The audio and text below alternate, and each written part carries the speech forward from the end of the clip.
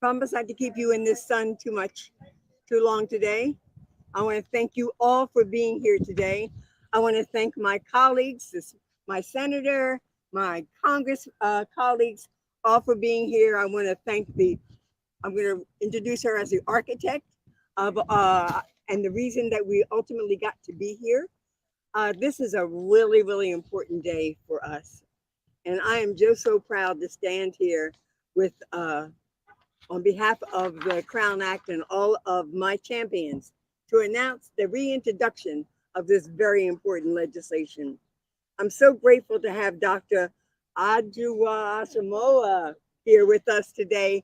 She is the architect and she is the reason that we are able to be at this point because it's her research, her tenacity, her everything that has brought us here. And so I'm grateful for her being here. We're reintroducing the Crown Act for the simple reason that nobody, no worker, no student, no person should ever face discrimination because of how their hair grows out of their head. We can't control the texture of our hair any more than we can control the color of our skin. And yet Black Americans routinely face discrimination simply because of the way their hair looks. Earlier this year, some of my Congressional Black Caucus colleagues and I had the opportunity to meet with a young man from Texas named Darryl George. For months, Darryl has been denied a high school education because he wears his hair in locks. He'd worn his hair that way for years without an issue, but his family moved to a predominantly white school district, and they decided that his locks were not American enough. But it's clear that the real reason he's been forced to endure this grave injustice is not because his hair violates some unnecessary code of conduct, but because he's a young Black man in an overwhelmingly white school district. Let me tell you, I met him. His locks are beautiful. He's a smart young man. He's a beautiful young Black man. And this experience that he is having is unfortunate and unnecessary. When I met him, I asked his mother if she had seen a difference in her son throughout this ordeal. And she said to me, his spirit has been dampened. But, you know, it's not only kids like Darryl that's facing this discrimination in school. We're also seeing this discrimination in the workplace. And this adds not only trauma and missed opportunities, but it adds economic burdens on our workers. More than 20% of Black women between the ages of 24 and 34 report being sent home from work because of their hair. And Black women's hair is 2 times more likely to be considered unprofessional compared to white women. And many Black women have admitted to simply straightening their hair for an interview for a job. Most of us believe that children of all races and backgrounds should have the freedom to learn, be themselves, and pursue their own dreams and aspirations, whatever they may be. But some politicians would see children like Darryl denied his right to an education in order to fuel divisiveness between our communities. It's up to us to turn that out and to stand up for children and to reject this attempt to divide us. We also need this act because those who want to work for a living in the corporate world have a right to wear their hair any way they want to as well. As long as your hair does not create a hazard for the type of work that you do, and if it does, tie it up and put a net on it, just like we ask waiters and waitresses and food preparation people to do that. We need this act to end this kind of blatant discrimination, which is closing off these opportunities educationally and economically for people who are eminently qualified and ready. Being an American is about accepting the wonderful diversity of this country, and it is knowing that our society is richer, and culturally and spiritually and economically emboldened because of it. Discrimination against Black hair is discrimination against Black people, and we're going to put a stop to it. I'm grateful to the broad coalition that has developed to pass this legislation. I look forward to working with them to ensure everyone can live as their authentic selves. And we've built a strong coalition to pass this bill in the House. As for the Senate, I'm going to leave that work to my fantastic senator, who's capable of doing all things well, Senator Cory Booker. All right. It is. I am blessed to follow really one of the grand dames of the House of Representatives, but for us in New Jersey, one of our great, extraordinary leaders who has been a leader on this. I cannot tell you. I wish I could show you how many text messages I have on my phone from her about specifically the Crown Act. Her leadership has been indispensable in getting us to this point. She was right, though, when she gave homage to the architect of this work, someone who has inspired me, educated me, and supported our efforts on the Senate side. Adjoa, I just want to say you are heroic, and I celebrate you. I thank God for you, and you are an agent of justice in the most extraordinary way. And you see behind me right now are some of the most distinguished members of the Congressional Black Caucus. It is something that these leaders and the fact that they are here understand the urgency of this moment. We are still in a nation where a tremendous amount of our citizens face this challenge of discrimination based on their hair. In fact, a recent study from Michigan State University found that Black women are 50% more likely to be sent home from the workplace because of their hair, and 80% of Black women feel the need to change their hair from its natural state to fit in at the office. Another study done at Duke University found that Black women with natural hairstyles are less likely to land job interviews than white women or Black women who straighten their hair. This is just wrong. It is a form of discrimination against people because of who they are. And it is an affront to our history and to our culture, to our pride, and to our expression. The Crown Act seeks to address this, to end this discrimination. And to be clear, this is not a partisan issue. The federal government would simply be following the lead of our states. Already 19 states have passed laws that prohibit hair discrimination, including my home state of New Jersey, but also Maine, Alaska, California, Nebraska, Tennessee, and Louisiana. If Tennesseans and Californians can find common ground and agree on this, then we all should be doing something about it. In the United States Senate, we've been able to make this a bipartisan bill. I want to specifically thank Susan Collins for her leadership and willing to stand with us in this effort. This is an issue of justice. This is an issue of fairness. This isn't just an issue of ending discrimination that have existed for too long. Enough is enough. We need to pass this bill. And now I'm proud to bring up the hero who I mentioned earlier, and somebody that she's wearing heels today, so she's a lot taller than I normally look at her. But either way you slice it, I look up to her. Everyone, I bring up Dr. Adjoa Asamoah.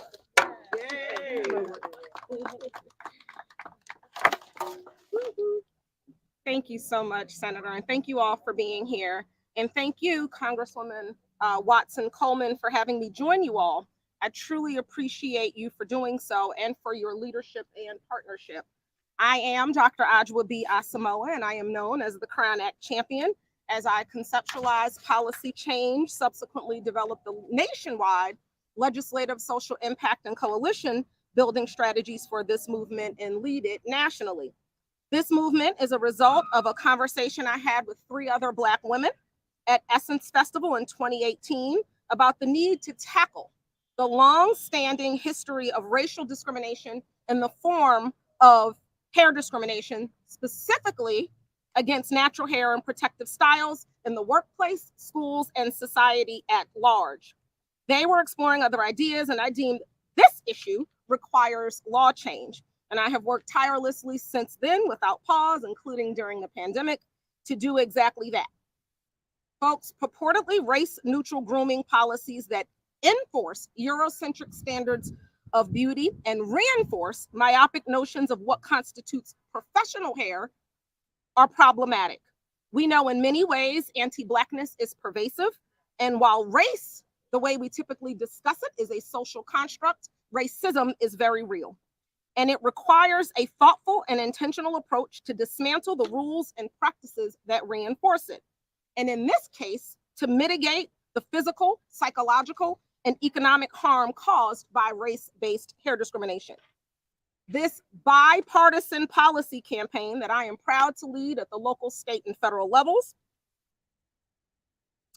is a new model for how to engage civically, working with our elected leaders in a way that is effective, collaborative, and people-powered, because our children, like Darryl George, who I am working with and recently brought to DC, as you mentioned, Congresswoman, where he felt the love and support from everyone. They have been denied what we call FAPE, which is a free and appropriate public education. And our babies need to be in school climates that are nurturing and conducive to them thriving. Now, I will resist the urge to go into my research and the findings of my dissertation on this very topic, which I will do at a briefing later. And instead, I will use my last few moments just to thank a few folks who made this work possible.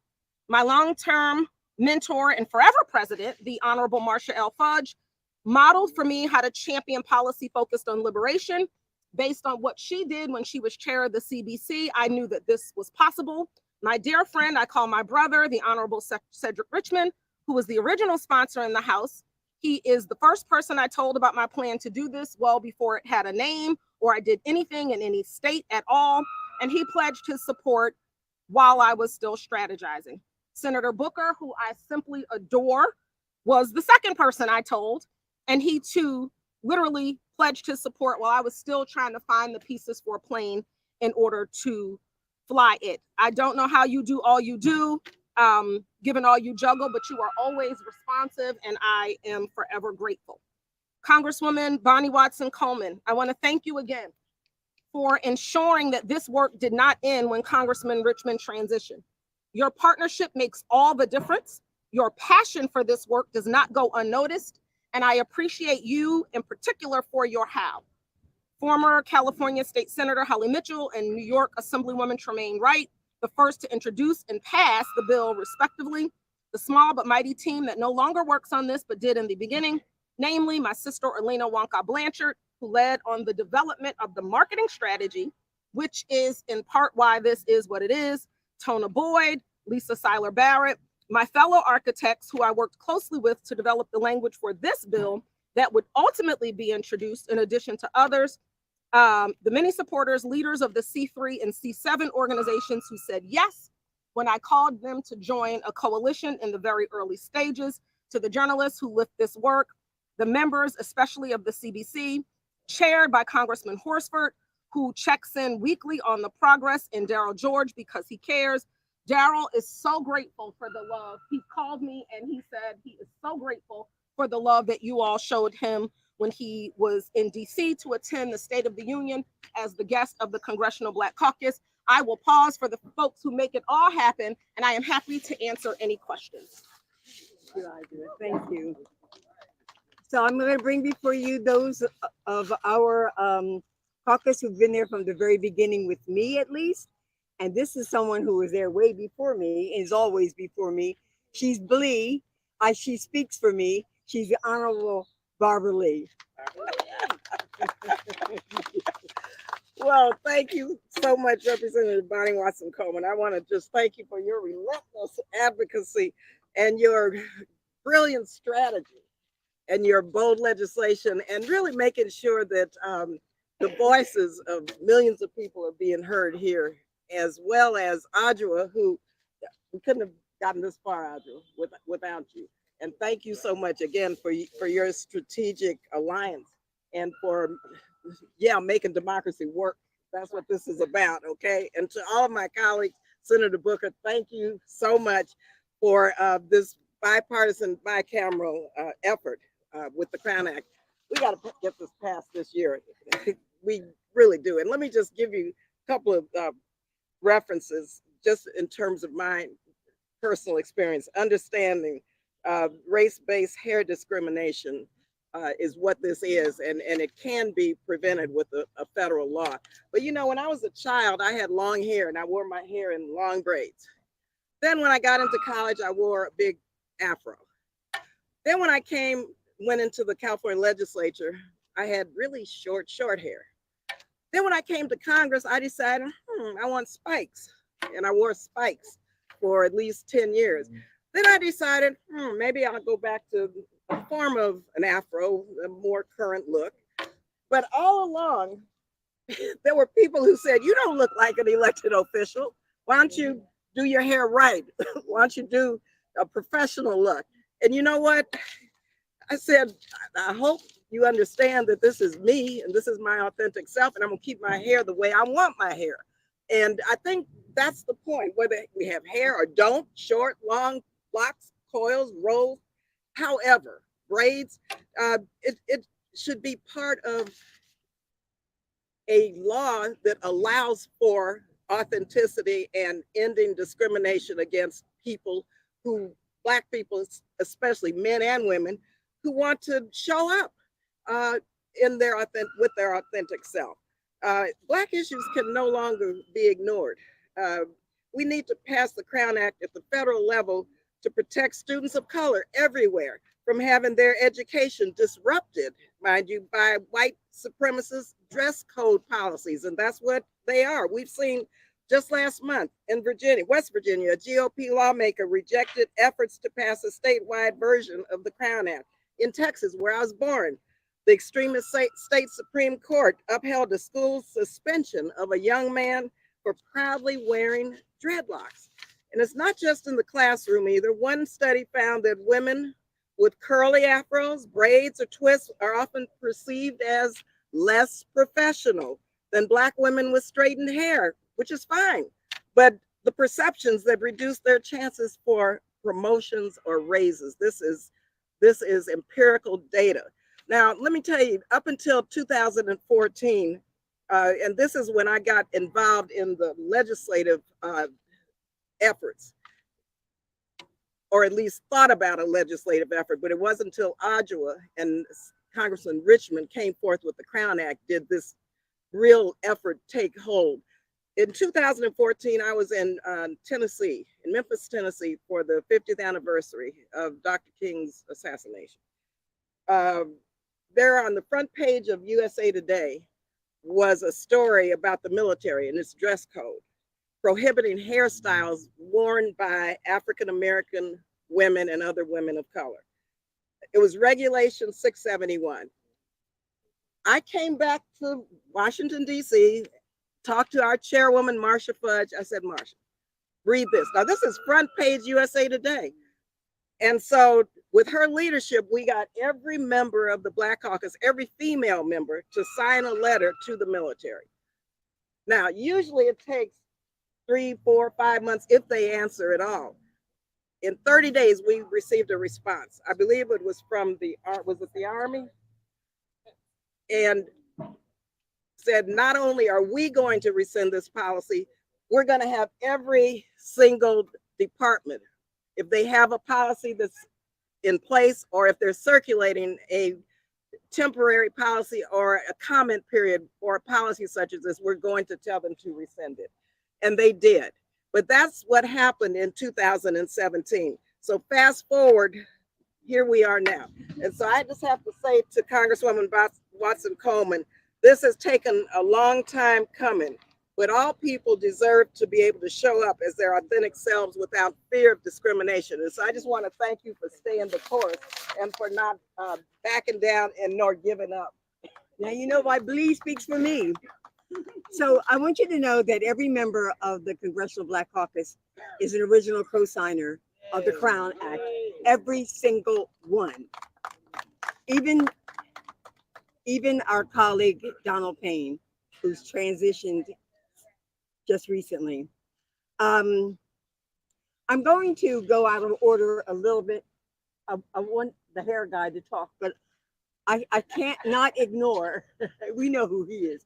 I cannot ignore a champion for civil rights, human rights, and everybody's rights, Congresswoman Sheila Jackson Lee, for a few words.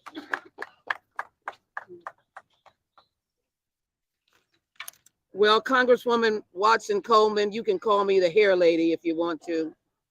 I can tell you, When my children saw me, Senator Booker, coming with a comb, they wanted the Crown Act to be implemented a decade or so ago to make sure, Audra, that they didn't have to deal with any comb that I might have for their hair.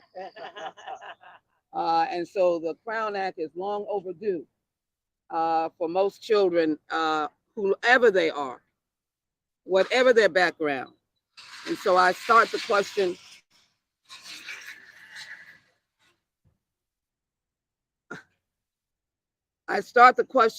whose business is it? Whose business is it when we're now in a world of everyone asking the question, it is my body. Well, it is my hair. It is my body. It is my words. It is my human feeling. It is my definition of who I am. It is my respect. And so I'm here today. I know that it's gotten a little warm, but I'm here today because here we are with another fighting civil rights fight, if you will, to be able to define our body as we so define it. And the reason for that is that they're now using the opposite, and that is not your own civil liberties. They're using the fact that you are now under control of losing civil liberties and losing your civil rights. We have none. And they dare us to exert our civil rights. And so, Congresswoman, the immediate moment of you introducing this legislation, one, I was thinking about the comb and my mother's use of the comb. May you rest in peace, Mom. But then I was thinking about freedom. And so today we stand here for freedom. And we stand here in the name of HR 40, reparations, freedom.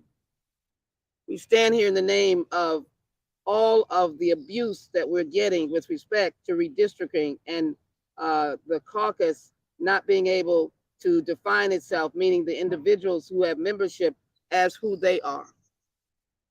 We are standing here in the name of parents who are being rejected in the hallways of desiring to know about their health care and the gist of their existence. Don't you know, as I say in the church, as I go to my seat, don't you know that this is a test of our mettle? That this is telling us, who are you? Are you worthy? You are not worthy. And I'm so glad to see faces that look just a smidgen younger, Maxwell, than a few of us. Just a smidgen. I can't claim the senator, and I'll always view Congresswoman Watson Coleman as a young thing. A young thing. But what I will say to you is, I view this as in the bowl of the next civil rights fight of the 21st and 22nd century. Get ready, because you will not rest. Audra, you may have thought you did this in the 2000s, plural, but you did this for the 21st and the 22nd century. I am ready for the fight, and that fight must include who I am as a human being in the United States, and as well, who I am in the world. We must introduce this legislation, but I will simply close by saying, as we introduce this legislation, we must just look now to Pennsylvania Avenue, and we must ask the president, because I believe in decorum, we want this bill implemented now. We want an executive order in whatever way you desire it now. We want to have freedom now. We want equality now. And we want all those reparation bills and everything else now. And I want to stand with my sister now. I support her legislation, our legislation, and we are going to be victorious. now. Thank you. Thank you. So clearly there is broad-based support among our caucus for this important legislation. And there could be so many people here who wanted an opportunity to address you very, very briefly. And you're going to hear some of the same things over and over and over and over again. And so you heard the same things during the civil rights movement. This is part of the civil rights movement. So without further ado, I'm going to introduce you to the hair guy. He had promised me he was going to blow it out.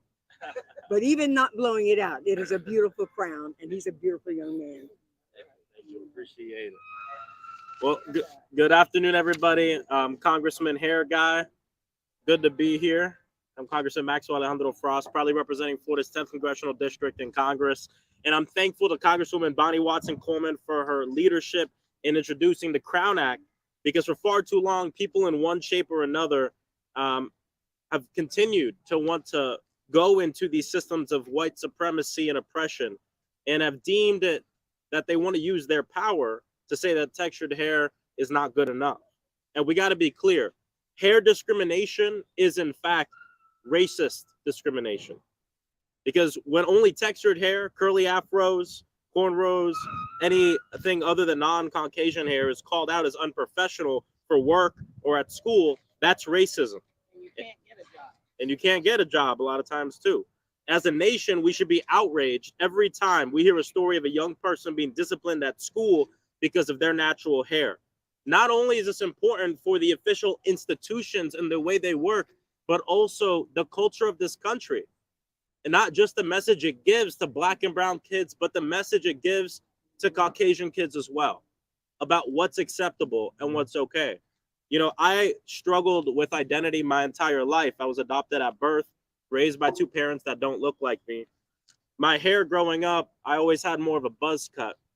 And I remember getting made fun of all the time. My friends, would come up to me, people would come up to me and say, those waves look wrong. I remember going to the barber shop saying, I want to get rid of the waves. I want to get rid of my waves. I want to get rid of it because of that bullying that I was experiencing. That is the direct result, because kids they're not just born that way. It's a direct result of our systems and what it teaches. Again, Black and brown students and young people, but also everybody else. And as someone that struggled with my identity most of my life, I also am someone that came to terms with my Blackness kind of later in my life too. And then I found out that my biological parents are Lebanese, Haitian, and Puerto Rican. Then I got even more confused. We'll accept you. But I got to tell you this. The first times in my life where I ever came to terms with my Blackness and being a Black man were the times that I walked into the barbershop and those late nights on YouTube, looking up tutorials on how to take care of my hair. I didn't have that. I love my parents to death, but I didn't have that in my house. I didn't have it in my school. And it was those late nights begging my mom to bring me to Target or a different place, in those sections, looking for the right products, buying all these products, trying to figure it out. Those were the moments that for the first time in my life, I was really proud to be a Black man. And it was because of my hair. And so I'm just proud to be here with such amazing, badass women who are fighting to ensure that we have justice for all of our people. Thank you. Thank you. So I want to be more efficient here. First of all, I want to introduce you to the Congressional Caucus Chairman, Stephen Horsford, who is going to come before you, followed by Representative Ilhan Omar, followed by Representative Ayanna Pressley, and followed by Representative Gwen. Ta-da! Hey everybody, I'm Stephen Horsford from Nevada's 4th District, Chair of the Black Caucus. I want to first applaud Representative Bonnie Watson Coleman and Senator Cory Booker for your tremendous leadership as the primary original sponsors of the Crown Act, and you have the 100% support of the CBC and our members to make sure that this bill, this legislation gets the attention that it needs, and that the people that are impacted by the policy understand that we are fighting for them. Whether it's students like Daryl George, the student in Texas who has been barred from the classroom because of what is on his head instead of what's in his head. Or Black women all over our country that are being forced to change their hair in order to be accepted, whether that's into the workplace or into any other environment. That is wrong and it must end. It's a direct form of racist discrimination and it has to end. And that is what the Crown Act is all about. We need a federal standard because sadly, local and state entities are not doing their part, even when laws have been passed. And so these are the priorities that Democrats and members of the Congressional Black Caucus are advocating for as we put people over politics. And again, I want to commend my colleagues who are here today. From the personal stories of Maxwell, Frost, to everyone else, this is a lived experience, and it's time for the Congress to act on the Crown Act. Thank you. I'm Congresswoman Ilhan Omar, representing Minnesota's 5th Congressional District. Really delighted to be here with Representative Bonnie Watson Coleman and Cory Booker, Senator Cory Booker. I actually kind of think it is silly that we have to introduce this legislation. It is absurd. The fact that we still are fighting for equality, for justice as Black people in this country, to be seen and respected and regarded as equal human beings is disturbing to me.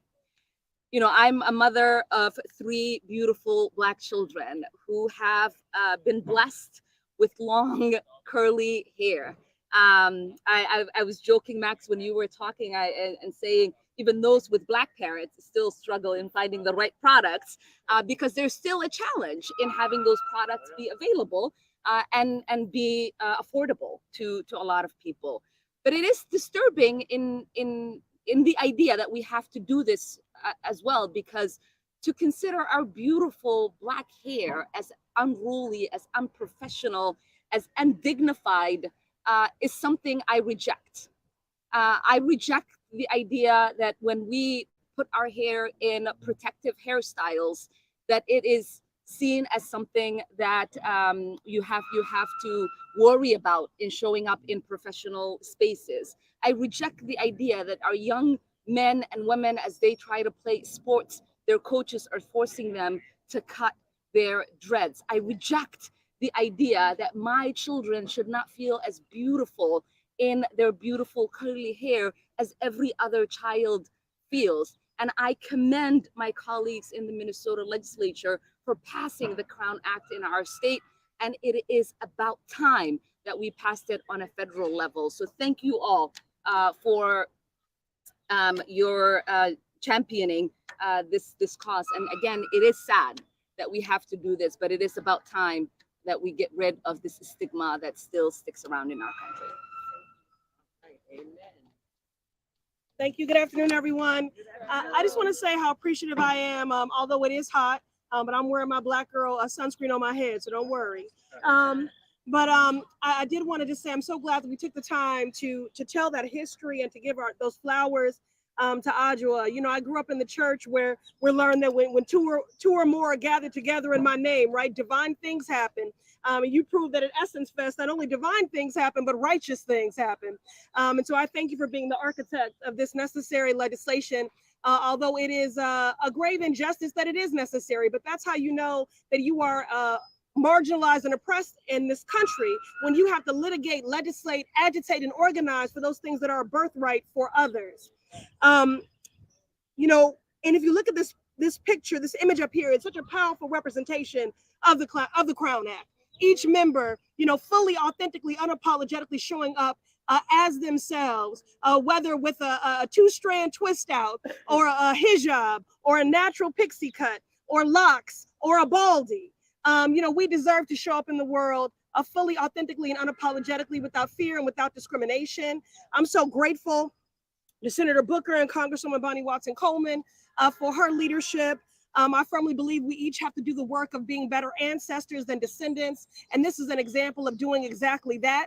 Finally, I'll say this is not just a matter of banning race-based hair discrimination because we each deserve our own cultural heritage, prideful representation. This is a matter of public health. Because Black folks have disproportionately been denied interviews, promotions, there is a pressure to chemically straighten your hair. And as we learned, myself and Congresswoman Shontel Brown asked the White House, the Federal Drug Administration, to investigate the correlation between formaldehyde and chemical hair relaxers and a growing number of uterine cancer in Black women. This is not only a matter of banning race-based hair discrimination, this is also a matter of the public health. So I wanted to lift that up as well. And then finally, I'm so grateful for the growing momentum across our country. Some 23 states that have now passed the Crown Act locally, including the Commonwealth of Massachusetts. Momentum is growing behind this priority. So Congress must follow suit by passing and enforcing the Crown Act to ban race-based hair discrimination once and for all, for every student who has been wrongfully reprimanded, for every employee who has been overlooked for a job or a promotion, for everyone in America who has had their dignity and humanity denied, whether you are a student in the classroom, an employee in the workplace, or the next Supreme Court justice, you belong everywhere exactly as you are. Pass the Crown Act. Amen. Yay.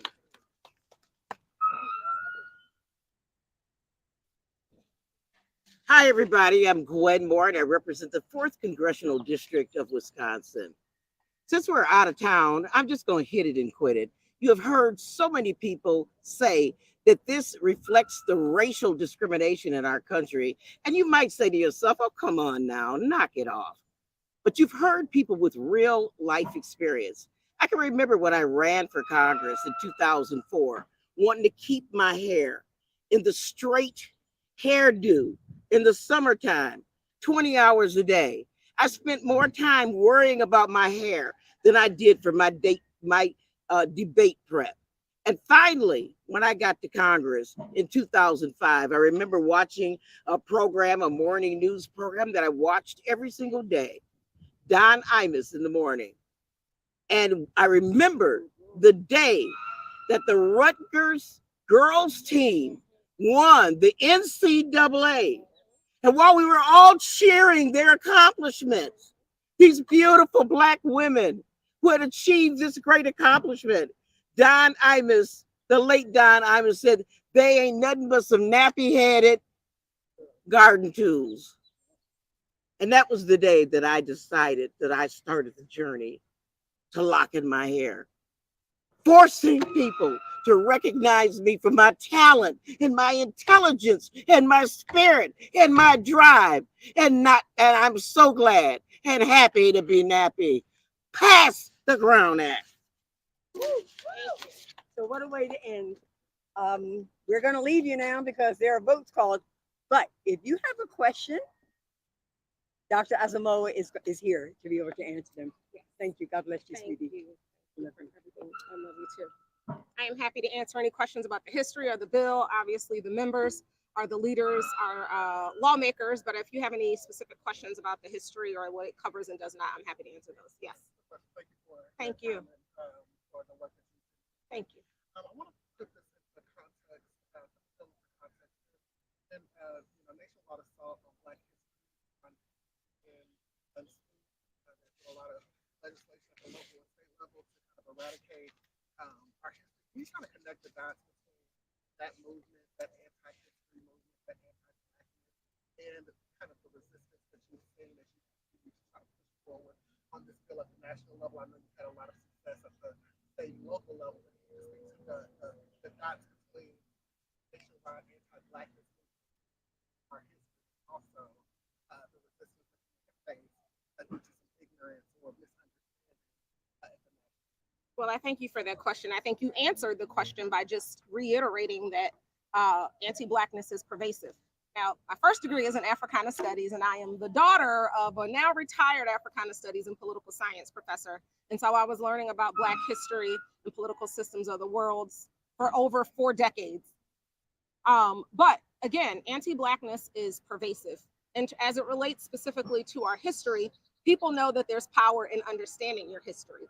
And that's why some people will go to no lengths, no pun intended, to ensure that people don't understand that power. So people have created a very sophisticated and well-funded campaign to rob people of their rights to engage civically and specifically in the form of voting, but also in understanding that history, and that is because it is so powerful. And a people, specifically when people know who they are, they walk taller and they are able to move through the world as if they belong there. And so these culture wars, whether it's about, critical race theory, which is such an advanced academic theoretical framework that most people, including those with doctoral degrees, do not know what it is, to, anti-diversity, equity, and inclusion, we see people who are expressing this anti-Black sentiment. And it's something that when you have a powerful coalition, you are able to move past. And that's particularly and specifically what we've done. I've worked with a number of C3 and C7 organizations, particularly as it relates to creating a Crown Coalition. I didn't go into that history there. Obviously, we had a number of members who had to go vote. But you are talking about Black sororities, Links, National Council of Negro Women, NCBW, but also the American Bar Association and the Anti-Defamation League, Jack and Jill, ABSI, the Black psychologists, and so many others. And so there is number. When you have numbers, you have power, and the coalition is very, very, very powerful. And so I'm happy to have leveraged not only my credibility as someone who has done racial equity work before it was deemed profitable or popular, dating back to when I was in trouble in college, for good trouble, for protesting back in the 90s to present. Coalition is extremely powerful, and I'm happy to lead the coalition of the C3 and C7 organizations that support this legislation. I'm curious, as we heard multiple members mention, is that there seems to be an increasing number of states that are passing their own Crown Act. It's not the first time we've seen the federal government try to pass the Crown Act. It was stalled in the Senate, the Democratic House had passed it along. But at the same time, when we're looking at some of the states, I know we mentioned Georgia, and obviously in Texas, they have a Crown Act, and this is what his family was trying to say was being violated at the same time that the school was saying it was not violated. I mean, where do you see what is the responsibility of the federal government in terms of these protections and affecting whether or not states can say, well, our Crown Act doesn't go along with this, so we can tell a student that they can be discriminated against or sit outside of school, or you can't hire that person, things of that nature. So we never want people to inadvertently discriminate. It is important, however, to note that the Crown Act, which I worked on with my good friend, Representative Retta Bowers and Senator Boris Miles in the state legislature in Texas, passed the bill at the state level. That decision was not a state level decision.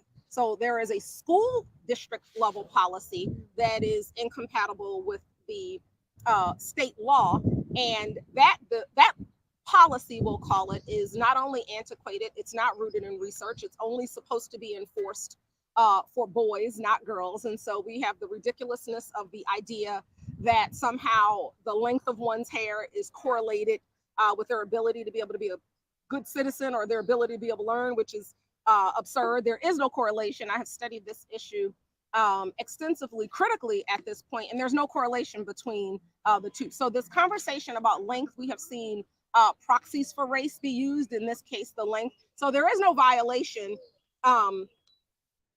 there is no challenge when it comes to the state law. This is a school district level policy that I have full confidence will be overturned when this goes to court. So I'm working with attorney Booker, who is the lead. Attorney Ben Crump has joined our movement in the state of Texas, and I have no concerns that they will see it our way at the end. It's important just to note that I'm just a strategist and someone who's civically engaged, not a lobbyist, but of course work with so many. And so we have a coalition of attorneys and so on and so forth who will continue to fight to ensure that our students, again, are receiving their faith, because that is something that is federally protected, which is a free and appropriate public education. To the issue of what is happening in Congress, I shared during my remarks that this is a bipartisan effort. That is the case with the national movement. And so I support, obviously, but also believe in our Senate champion, Senator Cory Booker, in addition to Congresswoman Bonnie Watson Coleman, to champion their respective efforts in their chambers. And they have the full support of the Crown Coalition, particularly the C3 and C7 organizations, as they work to do so. So strategy wins all day long. Thank you. I appreciate it. Good. Thank you, friend. Oh, Thank you. And if you need my info, I'm happy to give you. absolutely.